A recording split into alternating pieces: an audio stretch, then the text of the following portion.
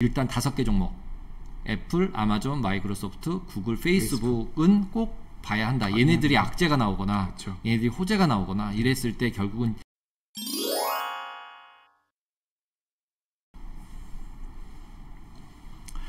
네, 안녕하세요. 저는 삼성선물 리테이너팀에서 근무를 하고 있는 양영민 대리입니다.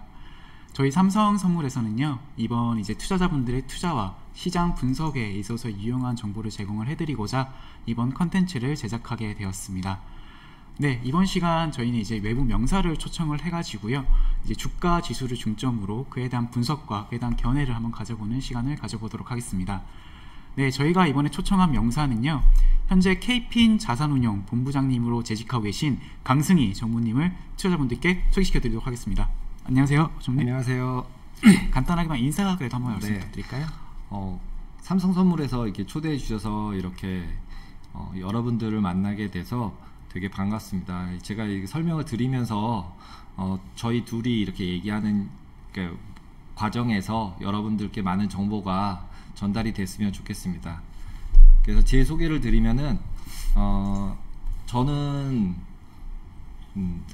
시중은행에서 처음에 이제 외화 파생 상품을 트레이딩하기 시작했었고요. 그래서 IMF 맞으면서 은행이 힘들어져서 이제 삼성증권에서 프롭 트레이딩을 했었습니다. 그때 이제 선물 옵션 프롭 트레이딩을 했고요. 그래서 뭐 선물 옵션 차익 거래나 아니면 현선 아비트러지 거래나 그런 거래를 했었고요. 그러던 와중에서 이제 9.11 사태를 맞이하여 삼성증권에서 손실을 되게 많이 봤고요. 손실을 되게 많이 봐서 이제 이 프롭 트레이딩을 그만해야겠다. 그래서 이제 회사를 옮기게 됐습니다. 그 당시에 삼성증권 본부장님 계시던 분께서 이제 시티은행, 한미은행으로 다시 돌아가시면서 저보고 와서 같이 해보자, 파생상품을 빌딩해보자, 팀을. 그래서 이제 그때 한미은행으로 옮겨서 이제 주가지수 연동 예금, ELS 나오기 전이죠. 그런 것들을 만들어서 고객에게 팔기 시작을 했었고요. 그러던 와중에서 이제 좀 잘 됐었고요. 잘 돈도 벌고 아웃소싱도 하고 그렇게 잘 벌다가 이제 국민은행에서도 자기네도 만들어 보겠다. 그래서 와서 다시 똑같이 셋업을 해다가 뺏겨왔군요. 그래서 죄송합니다 하고 이제 국민은행으로 잠깐 갔었고요. 국민은행 가서 이제 또 한 2년 셋업을 했는데 홍콩에서 이제 스탠다드 차타드 은행에서 주가지수 파생상품뿐만 아니라 주식 데스크라는 걸 만들었어요. 주식 앤 CB 데스크라는 거를 글로벌리 만들었고, 은행이어서 원래는 그런 데스크가 없었고요. 그래서 그때 이제 글로벌 헤드가 한국에 놀러 왔어요. 이제 한국 시장은 어떻게 해야 될까? 그래서 저는 이제 무덤덤하게 그냥 한국 시장이 이렇고 너 되게 하기 힘들어 뭐 이러면서 얘기를 했죠. 그랬더니 끝나고 나서 한 2시간 있다가 전화가 왔어요. 너가 와서 셋업하면 안 되냐고. 그래서 안 되는 영어를 가지고 CT 때도 너무 힘들었는데 저도 이제 한국에서밖에 학교를 안 나왔기 때문에 영어를 못 하거든요. 그래서 그랬었는데 와서 셋업을 하라 그래서 돈을 왕창 달라 그랬는데 왕창 줄 테니까 오라고. 정말요? 그래가지고 우연하게 이제 홍콩을 가게 됐어요. 그래서 저는 한 3년 있으면 대부분 다들 들어오니까, 그래서 한 3년 버티고 한국 스탠다드 차타드 은행으로 돌아와야겠다. 계획을 이렇게 자꾸 나갔는데 못 돌아왔어요. 계속 거기서 한 8년 오랫동안 근무를 했고요. 8년 근무하면서 이제 한국 ELS 해지하는 거래들을 거기서 거래를 하고, 한국에는 이제 세일즈를 둬서 세일즈에서 팔고, 저는 이제 운용을 계속 했었고요. 그러면서 이제 뭐 차익 거래도 좀 하고 그런 시간을 보냈죠. 이제 그러던 와중에서 이제 다시 한국으로 들어오게 돼서 KB증권에서 또 ELS, ELW, 뭐 ETN 이런 것들 운용 총괄 부서장 하다가 벌써 이제 1년 전, 1년 반 전에 이제 회사를 나오게 됐어요. 그때도 이제 뭐 손실을 봐서 나왔죠, 결국은. 손실을 봐서 책임을 져라. 그래서 이제 나오게 됐고, 그러던 와중에 좀 쉬고 이제 운용사로 조인을 하게 됐어요. 그래서 지금 현재는 KP인 자산운용에서 ELS 복제 또는 구조화 상품 복제를 하는 로직으로서 펀드를 만들어서 고객에게 팔면 증권사나 이런 데서 마진을 먹는 게 있잖아요.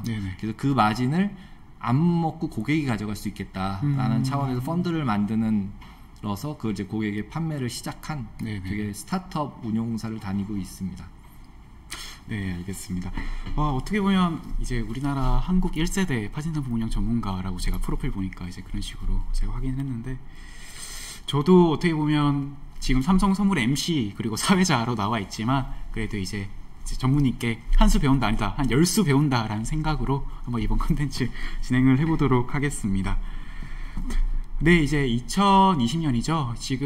지금까지의 금융시장을 한번 한마디로 정리를 해보자면, 와, 이보다 참 다사다난할 수 있을까라는 말이 절로 나올 정도로 진짜 다양한 대외적 이벤트 그리고 이슈들이 정말 중첩됐던 한 해가 아닐까라고 생각을 합니다. 뭐 코로나 바이러스부터 시작을 해서 뭐 이제 사상 초의 마이너스 유가, 그리고 지금 나스닥 같은 경우는 계속해서 연속해서 지금 고점을 갱신하고 있고, 그런 식의 이제 금융 시장들이 계속해서 지금 그런 현상들이 발생을 하고 있는데, 그러면 이제 정무님께서 지금까지 한국과 미국 시장의 이제 증시 흐름이 어떻게 되는지 한번 정리해보는 시간 한번 가져보도록 하겠습니다. 네. 오늘 이제 제가 말씀을 드릴 내용은 순서를 보시면은, 제가 이제 계산을 해보니까 25년간 파생상품 운용을 했더라고요. 그래서 그 시장 기간 동안에 제가 기억이 더듬더듬하며 한국 시장, 미국 시장 전체가 어떻게 움직였으며 어느 정도 폭등을 했었는지를 한번 보고요. 그리고 미국 주가지수에 대해서 어떻게 이 주가지수들이 그러니까 이루어져 있는지에 대한 부분들을 설명을 조금 드리고, 그 다음에 선물을 이제 개요를 약간 보내드리고요. 그 다음에 기본 이론들 보여드리고, 그 다음에 이제 전략 부분은 이제 2부로 나눠서 설명을 드릴 것 같습니다. 제가 이제 아까 간략하게 설명을 드렸던 제 경력이 밑에 써 있습니다. 네네. 네, 제가 경력이 써 있는데요. 제가 처음에 이제 은행 들어가서 FX, 그러니까 외환 선물, 외환 파생 상품들하고 이자율 파생 상품들을 운용을 했습니다. 은행 딜링룸에 밖에 없었고요. 그 당시에는 이제 IMF 직전에 굉장히 버블이었죠. 굉장히 이제 뭐 해외 투자도 많이 하고 막 그런 시기에 있다가 IMF를 맞게 됐죠. 그런 태국 투자하고 이머징 마켓 투자를 했다가 은행들이 망하기 시작하고 환율 반대로 가고 이러면서 은행들이 많이 없어졌죠. 이 당시에 있었던 은행이 지금 남아있는 게 하나도 없습니다. 신한은행이나 하나은행도 그 당시에는 되게 조그만 은행이었던 은행들이었고요. 오히려 그 은행들이 오히려 현재는 제일 큰 은행들이 돼 있고, 국민은행이나 주택은행들도 굉장히 리테일만 했던 은행들인데 지금 살아있죠. 나머지 그 당시에 시중은행은 다 없어졌습니다. 우리은행 하나로. 그만큼 변동성이 큰 시기였고, 그래서 보시면은 주가지수를 보시면은 코스피 200이 96년도 4월 달에 110이었는데 외환위기 선언하는 날이 11월 21일입니다. 97년도. 그때가 53이었어요. 그럼 반토막 이상이 난 거죠. 네네. 기간은 한 1년 걸린 거죠. 1년 반. 그러니까 결국 주식 투자를 하거나 아니면은 선물 투자를 하거나 저런 이제 하락장이 있을 수 있다. 그리고 반토막이 날 수도 있다. 지수가 반토막이 난다라는 거를 이해를 못할 수도 있는데, 최근에 뭐 한 4, 5년, 10년 정도 장을 본 분들은 지수가 어떻게 반토막이 날 수 있어? 이렇게 생각하실 수 있는데 충분히 난다.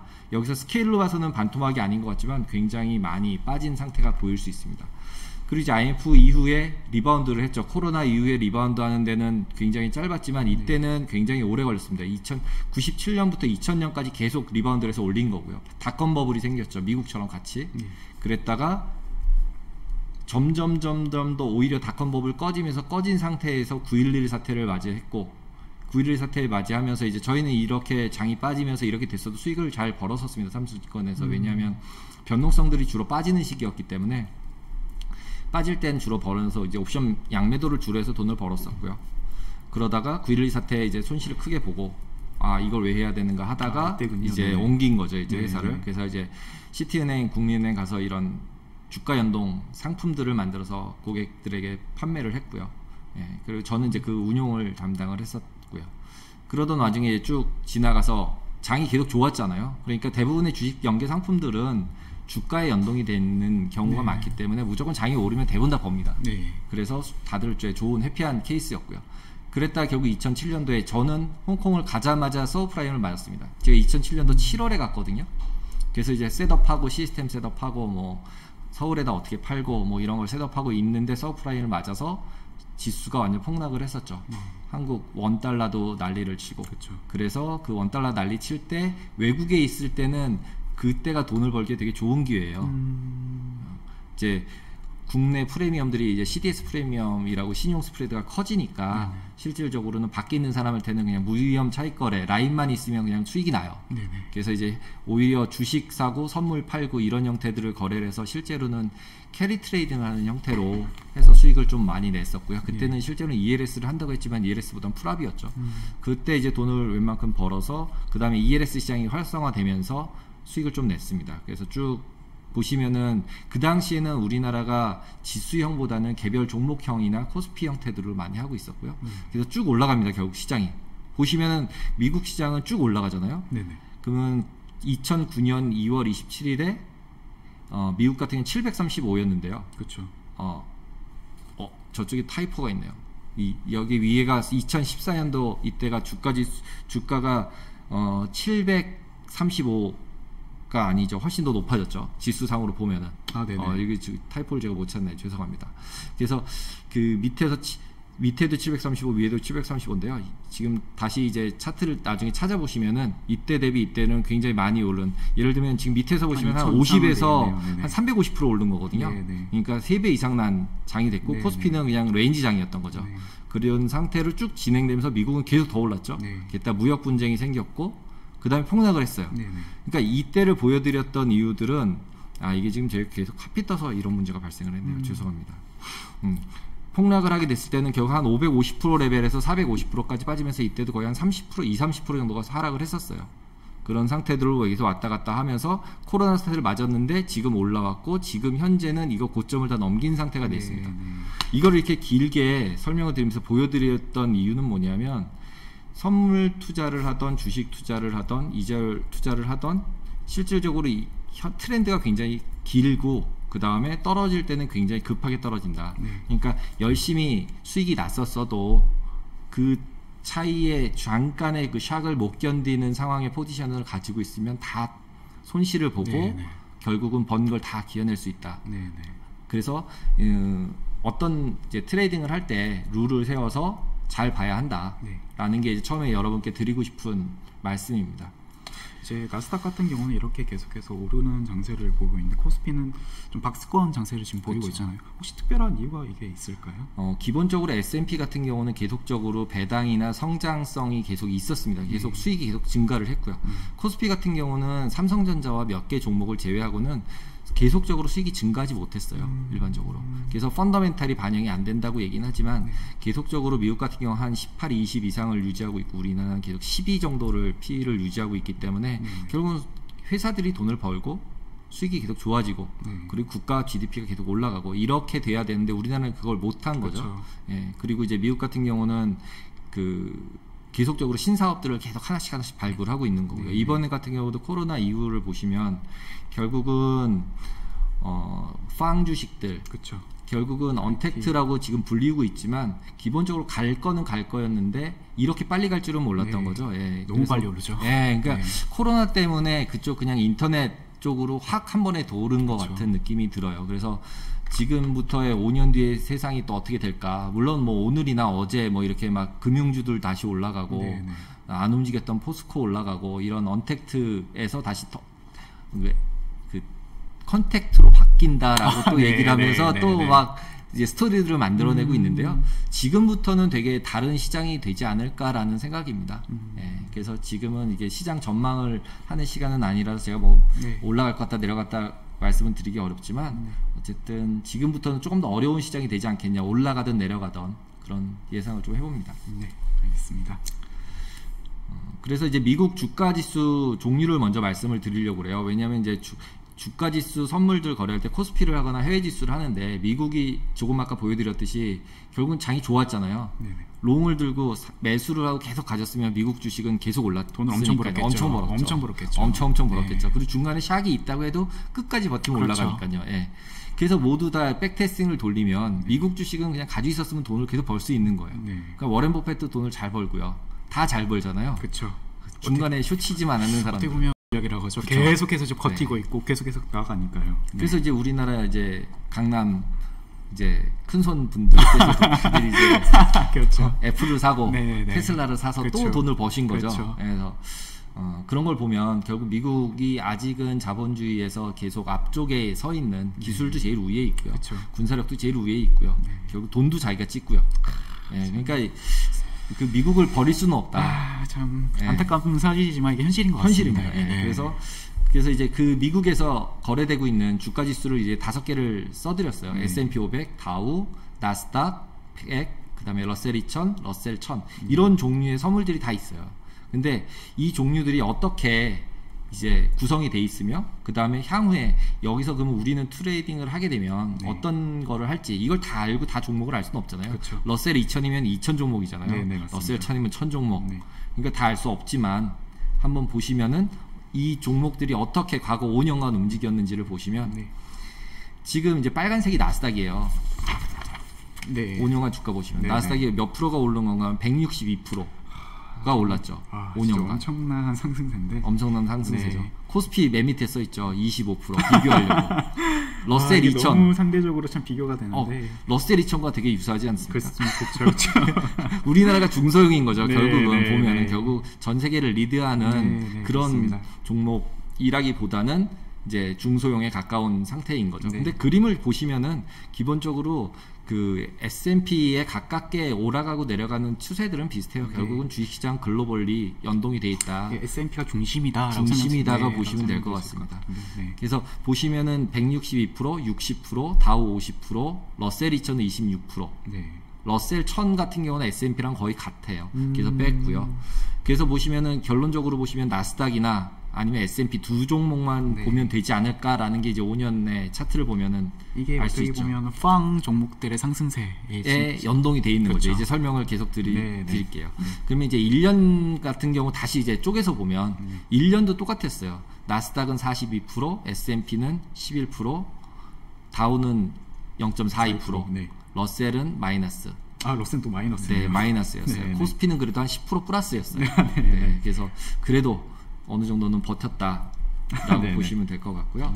그러면은 결국 나스닥이나 S&P 500 지수에 가장 영향을 크게 주는 종목이 5개 정도 꼽으라면 우리나라는 그냥 삼성전자, 하이닉스 2개 합치면 반도체 우리나라가 반도체인 거죠. 그냥 거의. 최근에 뭐 현대차나 아니면은 이제 조금 올라와서 카카오나 네이버가 올라와서 그렇지 그 전까지는 더 심했던 거라고 보시면 될 것 같고요.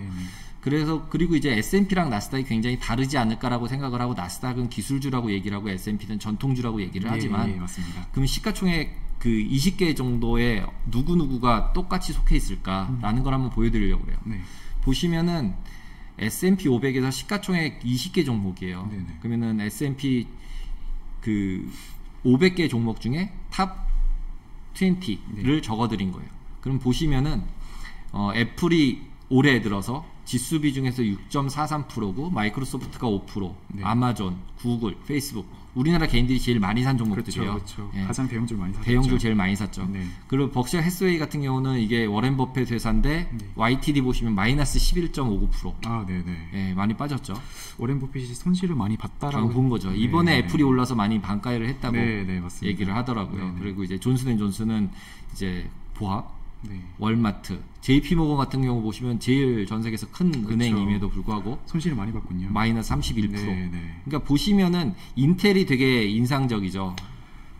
마이너스 18%에 가깝죠. 어떻게 보면 IT 주라고 할 수도 있는데도 불구하고 결국 이제 AMD한테 뺏기는 기초적인 이제 펀더멘탈한 부분에서 결국 밀렸다라고 보시는 게 맞을 것 같습니다. 그래서 이런 부분들을 쭉 보시면은 이게 또 애플부터 페이스북까지구나 라고를 S&P조차 보실 수 있고요. 그럼 나스닥을 보면 어떤가 보면 나스닥 같은 경우도 마찬가지입니다. 애플, 마이크로소프트, 아마존, 구글, 페이스북. 근데 이 종류는 또 5종목이 똑같은데요. 뒷장에서 다시 이제 서메이션을 보여드릴 건데 결국 시가 비중이 너무 커요. 이 5개의 시가총액 비중이 특히 나스닥에서는 50% 가까이 돼버리기 때문에 결국 이렇게 많은 회사들 테슬라도 있고 뭐 시스코 여기에 대부분 이제 모르는 회사들이 많이 없어졌어요. 우리가 이제 글로벌라이제이션이 된 거죠. 우리나라가 이미. 그래서 이 종목들이 움직여야 지수도 올라간다라는 거를 알고 그리고 어느 종목 쪽에서 매수세가 굉장히 많고 트렌드가 정해져 있는지에 따라서 이제 지수 선물 함에 있어서도 그걸 고려하면서 영향을 많이 미치겠죠. 예, 영향을 미치는 대로 네네. 거래를 하셔야 된다. 그래서 지금 우리가 뭐 이것저것 많이 봤지만 일단 5개 종목 애플, 아마존, 마이크로소프트, 구글, 페이스북은 꼭 봐야 한다. 얘네들이 악재가 나오거나 그렇죠. 얘네들이 호재가 나오거나 이랬을 때 결국은 이제 선물이 뭐 벡터독이라 그래서 이제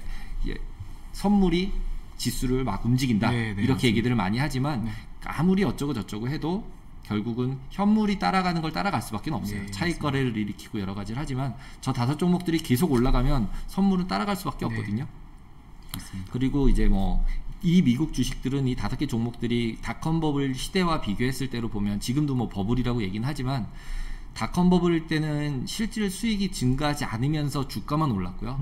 근데 현재 같은 경우는 이번에 코로나로 떨어졌다가 올라와서 그렇지 코로나 걸 다 지워버리고 네. 보시면은 그렇게 오른 건 또 아니거든요.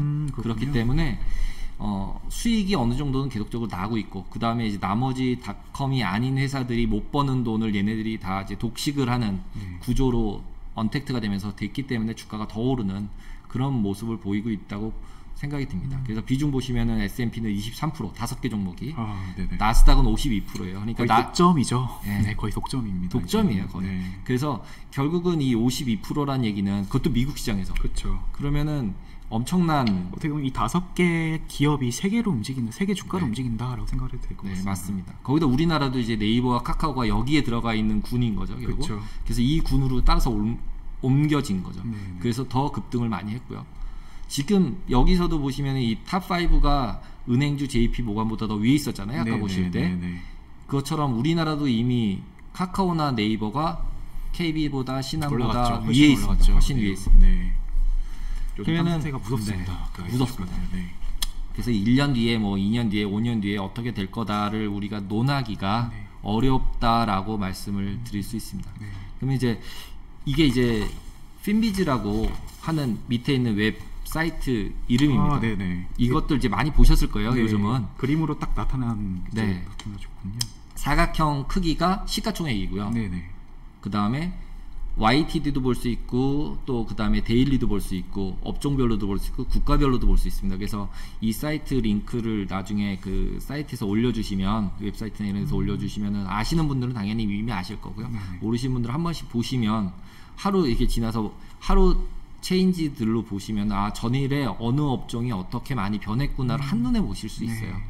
그래서 보시면 애플 39% 연간으로 오른 거고요. 8월 4일 기준으로 봤을 때 아마존 69%, 구글이 10%, 구글이 제일 못 올랐어요. 올해. 그러네요. 네. 그리고 여기 잘 안 보이지만 저 밑에 있는 JP 모건 JP 모건 빨간색으로 되게 네, 크죠. 31%. 네, 적혀 네. 있고. 그 다음에 위에 보시면 엔비디아 90%. 막 이런 거 보이거든요. 네네네. 그래서 이것들로 보시면은 한눈에 보실 수 있다라는 거를 말씀을 드립니다. 네. 그래서 그냥 선물 투자를 하지만 그냥 이렇게 지수 움직이는 것만 보고 무조건 매매를 하는 게 아니라 예를 들어서 이제 뭐 시간대가 저녁 때 운용을 하잖아요. 네, 이제 그렇습니다. S&P 같은 경우 할 경우에는 그래서 이제 그런 걸 할 때 미리 어느 정도의 어떤 게 주도군을 가졌고 그거를 보고 그 다음에 매수를 할지 매도를 할지 결정을 해놓고 네. 그리고 한 방향으로 가는. 그럼 정리를 하면 미국 주가 지수를 이제 좀 움직이는 주도하는 기업들의 이제 시가총액과 이런 퍼센테이지를 한눈에 볼 수 있는 그런 사이트라고 생각을 하면 될 것 같습니다. 네, 맞습니다. 이제 미국 주가 지수 관해서 한번 얘기를 해볼까요? 네, 이제 그러면 미국 주가지수 선물에 대한 이제 개요를 한번 설명을 드리려고 그래요. 다 매매를 하시는 분들이고 그리고 이미 뭐 삼성선물에서 이미 설명을 되게 잘 해주시고 있는 다른 자료들이 되게 많을 것 같아요. 그래서 네. 제가 이런 거를 뭐 디테일하게 곱하기 22구, 곱하기 2구 뭐 이런 설명을 드리기보다는 그냥 제가 생각했을 때 어떤 게 되게 키인 것 같다라고 네. 하는 부분을 말씀을 드리려고 그래요. 여기서 써놓은 거는 이제 가격 제한폭 부분이 저는 제일 중요하다고 생각을 해요. 왜냐하면 운용을 할 때 5% 근데 미국 시장은 가격 제한폭 없잖아 라고 알고 계실 거예요. 네. 주식이 가격 제한폭이 없어요. 네네. 이 플러스 마이너스 5%라고 이제 써 있는 거는 우리나라 시간대 네네. 야간 시간대에는 미국 정규 시장이 끝나고 나면 그렇습니다. 플러스 마이너스 본장 2회의 시간인 거죠. 2회의 네, 시간입니다. 맞습니다. 그래서 본장 시간에는 가격 제한폭이 있는 게 아니라 서킷 브레이크라고 그렇습니다. 이제 우리나라처럼 이제 7%, 13%, 20% 예, 맞습니다. 단위로 해서 15분씩 중단시키다가 20% 넘어가면 그냥 장 끝나죠. 종료시켜 버리거든요. 네, 끝나죠. 이제 이런 부분들을 모르는 상태로 이제 장을 움직이고 있다면 주식은 막 움직이고 있는데 선물 멈췄는데 이거 왜 그러지? 뭐 이럴 수 있으니까 그런 부분에서 이제 특히 숏텀으로 운용을 할 때는 주의를 해야 된다라는 거를 미리 말씀을 드리는 거죠. 그래서 그 부분이 제일 여기서는 이제 말씀을 드려야겠다라고 생각했던 부분입니다. 그리고 이제 미니가 있고 마이크로가 있습니다. 그래서 저도 마이크로 제가 이제 운영할 때는 기관이니까 마이크로는 안 하거든요. 아, 그렇군요. 네, 기관에서 마이크로는 안 합니다. 아, 너무 작으니까요. 네. 보통 이제 하게 되면은 뭐 한 계약에 10억 단위로 큰 미니 자체도 이미 줄인 거거든요. 그렇죠. 빅은 더 커요. 그리고 네. 실제로 S&P 실제로 ELSH라거나 이럴 때는 그 빅을 가지고 해요. 아, 그렇군요. 네, 개인들은 안 하지만 왜냐하면 네네. 빅은 OTC에서 거래가 돼요. 아, 네네. 네, 그러니까 블락으로 OTC에서 거래를 하기 때문에 OTC 거래를 하고 그리고 선물로만 주고받는 형태로 그럼 장내선 따로 거래되는 상품 아니에요? 장내를 할 때는 그냥 한두 계약씩 하는 거고 그다음에 큰 거래 뭐 50계약 100계약 할 때는 한 번에 그냥 거래소가 아니라 장외 브로커들을 써서 거래를 네네. 하게 되는 거죠. 그래서 개인들이 주로 들어와 있는 데가 이제 원래는 이민이었는데 네. 그거보다 더 작은 게 나온 거죠. 마이크로 이민이라고. 그렇습니다. 그래서 이제 실제로 액면 금액을 보면 한 2천만 원 정도밖에 안 되니까 네. 그 정도면은 레버리지 12배 정도까지 되니까 그래서 이 부분에서 레버리지 12배라고 써드렸던 이유는 뭐냐면 최근에 보면은 저도 이제 많이 그 홍보성 메일을 많이 받는데 이렇게 대여 계좌들을 홍보 이제 이메일이 너무 많이 들어오더라고요. 그럼 안 들어오시나요? 네네. 네, 그래서 이 대여 계좌들은 제가 이제 홍콩에 있을 때도 네. 이제 그런 거 이제 자문을 하거나 이런 걸 하는 분들을 막 본 적이 있어요. 네. 이제 만나서 얘기를 하다 보면 그런 이제 그런 업계 분들이 솔직히 돈을 되게 많이 벌었어요. 네. 그 대여 계좌 하셨던 운용하셨던 분들, 운용이 아니라요. 그거 회사를 하신 분들. 아, 네네. 네. 거기에 들어간 개인분들은 다 이르셨고요. 아, 그렇군요. 네, 그 회사를 하셨던 분들은 엄청나게 돈을 버셨어요. 네네. 네, 그래서 그 번 이유는 결국은 시장 조성이라는 걸 하면서 수익을 많이 냈고 그러면서 결국은 고객들이 돈을 잃게 만드는 경우가 너무 많은 부분이 있어서 12배 정도면 대여 계좌나 뭐 솔직히 선물회사 계좌나 큰 차이가 별로 없어 보여요. 제가 볼 때는. 네. 그러니까 뭐 어떤 경우에서 대여 계좌를 하고 계실지 모르지만 여기 오신 분들 보시는 분들은 당연히 삼성선물 고객이시는 게 네. 상관이 없지만 주위의 분들이 뭐 그런 걸 얘기를 하면 레버리지를 더 해보자 그래서 한 번에 더 벌어보자라고 생각을 하셔도 12배 정도면 충분하고 그 다음에 관리가 되지 않는 부분들이 너무 많으니까 그런 거에 가지 말아야 한다. 돈이 아무리 없어도. 그렇죠. 너무 그래서- 위험하죠. 네, 너무 위험합니다. 네, 너무 그러니까 위험하죠. 내가 돈을 벌어도 번 만큼 찾아올 수 있는 방법이 없어요. 그렇습니다. 네, 그래서 막 여러 가지 이슈들이 많으니까 네. 그래서 꼭 그런 부분에 현혹되지 마시라라는 부분을 말씀을 드리고 싶습니다.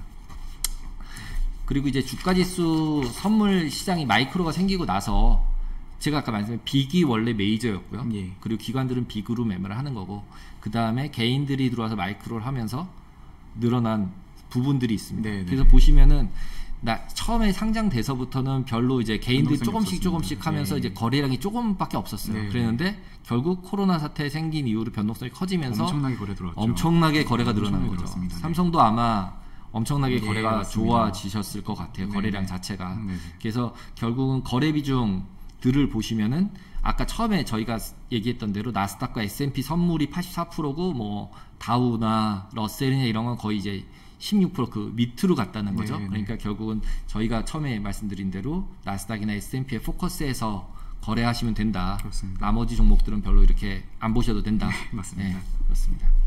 그리고 거래량 부분들이 이렇게 폭증을 한 요인에는 당연히 이제 우리나라 시간대에도 거래가 폭증을 했죠. 네, 그렇습니다. 네. 그래서 뒤쪽 부분에서 제가 거래량 부분에서 말씀을 드리겠지만 우리나라 시장에서 거래가 되는 시간대에서 거래되는 볼륨은 굉장히 적어요. 아직도. 아, 네네. 네, 그렇기 때문에 거기서 움직이는 거에 따라서 뭔가를 운용을 하시거나 그러는 거는 조금 자제를 하는 게 좋다. 위험성이 있다. 예, 비유동성이 있기 때문에 그 조정당할 수 있는 그렇죠, 거죠. 그렇죠. 오히려 지금 아시아 시장에서는 코스피가 생각보다 리퀴드가 좋아서요. 네. 전 세계 리딩할 때도 굉장히 많아요. 아, 코스피 쪽에 코스피 예, 시장 코스피 자체가요? 선물 자체가. 아, 코스피 네네. 선물이 어떤 사람들은 이제 S&P가 움직일 때 코스피를 따라간다라고 얘기를 하는데요. 네네. 그게 아니라 오히려 코스피가 먼저 움직이고 S&P가 움직일 때도 있어요. 오, 그렇군요. 예. 그리고 오히려 이제 볼륨이 되게 낮고 코스피도 볼륨이 낮고 S&P도 볼륨이 낮을 때는 오히려 기계가 하는지 사람이 하는지는 알 수 없어요. 네, 그렇죠. 알 수 없지만 네네. S&P를 조금씩 선물을 올려서 코스피가 따라 올라오게 만드는 그런 전략들도 많이 기계들이 하고 있어요. 그래서 이쪽 걸 보고 이쪽 걸 따라한다거나 이쪽 걸 보고 이쪽 걸 따라한다거나 이런 게 굉장히 위험해요. 네. 그래서 그 부분에서 이제 한쪽 올리면서 한쪽 팔고 뭐 이런 식의 거래들을 기계들이 굉장히 많이 해요. 그렇기 때문에 그런 것들은 되게 조심해서 보셔야 된다. 그래서 예를 들면 나스닥을 보고 있다면 딱 정확하게 보시고 그 다음에 꺾이는 점에서 굉장히 크게 움직이는 부분들. 네. 그래서 그런 부분들은 보시고 매매에서 참조를 하시면 좋을 것 같다라는 말씀을 드립니다. 알겠습니다. 그리고 그 다음에 이제 설명을 드리고 싶었던 게 이제 선물 이론 가격이에요. 네네. 대부분 선물 트레이딩을 그냥 하시는 분들을 보면은 이론 가격보다는 그냥 차트 보고 그쵸. 움직이는 거 보고 그냥 막 시장을 따라서 보면서 그냥 추세를 따라가시죠. 추세 막 따라가죠. 네. 따라가고 그러다 보면 어느 날 갑자기 확 반대로 갈 경우가 생기죠. 엄청난 손실을 보시죠. 그렇죠. 그렇죠. 그 열심히 조금씩 벌었는데 네, 확 떨어지시면 한 번에 확 떨어서 열심히 번 걸 한 번에 다 그렇죠. 날리잖아요. 그렇죠. 그 상황들이 계속 반복되고 있거든요. 네. 그렇기 때문에 왜 그런지는 알아야 한다는 거죠. 왜 갑자기 떨어지고 네, 그 다음에 그게 어떤 영향을 미치는지 부분을 알아야 하는데 그 부분에 있었을 때 결국은 현물과 선물이 연결이 돼 있어요. 네네. 그래서 유가 선물이 마이너스 갔던 거 여러분 다 잘 아시잖아요. 그것도 그렇습니다. 결국은 현물 때문에 간 거거든요. 현물을 받을 사람이 없다. 그렇습니다. 저장할 공간이 없다. 예, 맞습니다. 그래서 이거 잘못해 가지고 있다가 수요가 현물 받아야 없었으니까요. 되면 어쩔 수 없어서 네, 맞습니다. 꺾은 거죠. 그냥 이제 수요와 공급 이라는 부분들은 굉장히 중요하고 그 다음에 실제 피지컬로 이거를 받아야 하는 건지 아니면은 현물 아니고 그냥 지수만으로 빼기 해서 종가 빼서 결제하는 건지를 꼭 알고 하셔야 된다. 그래서 선물 이론 가격을 알아야 됩니다. 그래서 보시면은 현물 지수 바스켓. 그래서 제가 아까 처음에 이제 5개 설명을 드렸던 거고요. 네네. 5 종목이 중요하다. 그게 결국 현물 바스켓이거든요. 예. 그래서 그 바스켓에서 나와서 만든 지수가 있고 그 지수 곱하기 금융비용, 보관비용, 빼기 배당 수익해서 기간에 따라서 움직인다는 거죠. 위에 이제 그 삼성선물 HTS 화면 캡처인데요. 예, 보시면은 그렇습니다. 9월 달 만기, 12월 만기, 내년 3월, 내년 6월이 있어요. 예. 그럼 보시면은 현재가 자체가 낮아져 있죠. 예, 그렇습니다. 대부분 낮아져 있는 이유들은 배당률이 높기 때문에 그렇거든요. 네네. 지금 이제 이자율은 다 0이잖아요. 예. 0인데 거의 0이잖아요. 거의 0인데 배당이 높으니까 당연히 선물이 오히려 더 낮은 거죠. 왜냐하면 이 배당으로 수익이 나니까. 네네. 예. 둘이 똑같다고 생각하면 이제 뒤쪽 가서 보시면은 이제 이게 그 블룸버그 화면 캡처예요. 예. 그래서 선물이나 지수랑 두 개 이제 이론가랑 그 차이를 보여주는 거예요. 그래서 예. 칩 리치라고 써 있잖아요. 네. 동그라미 노란색 보시면. 네네. 그래서 선물 가격이 저평가돼 있다 또는 선물 가격이 고평가돼 있다. 차익거래가 일어나는 거죠. 네, 계속. 차익거래라고. 그럼 이제 거래 비용들을 감안해서 그것보다 더 벌어지면 이게 이제 웩도덕이라고 그래서 선물이 그래서 먼저 반영하면 그걸 네. 따라가서 캐스케이드 효과식으로 해서 계속 빠질 때 완전히 네. 막 빠진다. 이렇게 얘기를 하는데요. 아무리 빠져도 펀더멘탈리 정말 싸지면은 주식은 매수세가 또 들어오더라고요. 제가 그렇죠. 과거 경험상 보면. 그래서 매수세로 들어오시는 거죠. 예. 그래서 기계가 정말로 한 번에 워킹을 해서 리퀴디티 없는 부분을 무너뜨리는 경우들은 있긴 있는데 그런 게 제가 생각했을 때 이제 911이라면 911이고 뭐 블랙 프라이데이라면 블랙 프라이데이인 것 같아요. 네. 그런 부분에서 하나도 없으니까요. 그리고 이제 제가 홍콩에서 경험했던 것 중에 하나는 주식이 상한가 한가가 없잖아요. 네. 없다 보니까 진짜 매수가 없을 때가 있더라고요. 아, 매수가 아예 없다고요? 없어요. 그냥 그러면은 이제 옆에 트레이더가 얼마에 팔아야 될지 모르겠는 거예요. 그렇죠. 그렇죠. 매수 효과가 안 보이니까 그러니까요. 아예 없어요. 네. 깜깜해요. 근데 팔아야 돼요. 네, 네. 그러니까 그냥 하한가 그리고 던져요. 아. 하한가라는 거 없잖아요. 그러니까 그냥 한 뭐 20-30% 빼가지고 그냥 던지는 거예요. 거의 마이너스 유가 일어났던 때랑 비슷해요. 네. 그 상황들이 생겨요. 그러면 그냥 쭉 내려가는데 없을 것 같은데 어디선가 귀신같이 기계들이 나와요. 그게 다 이 차익 거래하고 있는 현물 시장과 선물 시장과 공매도가 우리나라에서 막 이제 뭐 여러 가지 얘기를 하지만 네. 차익 공매도는 불법은 아니잖아요. 네. 그러니까 그렇게 되는 형태로 시장을 마련해 줌으로써 매수로서 작전을 하거나 매도로서 작전을 아예 못하게 하는 거예요. 페어한 프라이스를 시장에서 찾아가라 라는 거기 때문에 미국 같은 경우는 그래서 한 번에 없어져요. 홍콩도 없어져요. 싹 없어져요. 그러면은 막 처음 주식 매매하는 브로커들 같은 경우는 어떻게 해야 되나요? 이거 아무것도 없어요. 난리가 나죠. 멘붕인 거죠. 멘탈이 나가죠. 멘탈이 나가는 거죠. 그러면은 그냥 옆에 있는 시니어 그냥 50% 빼가지고 넣어 그래요. 네네. 50% 빼가지고 넣으면은 한 뭐 10% 5% 정도에서 막혀요. 어느 정도 빠지면 지수에서 빠진 만큼 맞춰가지고 차익거래가 쫙쫙 들어서 다 자동으로 그냥 들어가는 자동으로 다 빠져서 다 들어가요. 그러니까 리퀴디티를 제공하고 있는 금융사들이 엄청나게 많기 때문에 네네. 걔네들이 빠지면 선물이랑 괴리가 생기고 괴리가 생기면 우르르 들어와서 또 다 가져가는 거죠. 그래서 공짜 점심이 없는 게 금융시장이라고 보시면 되고요. 어디선가 이게 거래가 되고 있다면 다 이유가 있더라고요. 그래서 그렇죠. 되게 그 개인분들은 오히려 그 좀 그 펀더멘탈한 부분들 5 종목 정도는 좀 알고 수급도 좀 알고 그다음에 그게 트렌드가 이래서 얘가 이렇게 된 거지 그냥 얘가 막 움직여서 이렇게 되는 게 아니다. 라는 부분을 꼭 알고 이제 트레이딩에 임하시는 게 나중에 더 수익률을 좋게, 그렇죠. 승률을 좋게 만드실 수 있는 부분이라고 생각을 합니다. 네, 알겠습니다. 네, 이제 그러면 1부를 여기서 한번 마무리를 한번 해볼까요? 네, 1부 같은 경우는 이제 저희가 여기서 마무리를 하고 이제 쉬었다가 다시 한번 2부로 다시 계속해서 진행을 해 가도록 하겠습니다. 네, 감사합니다. 감사합니다.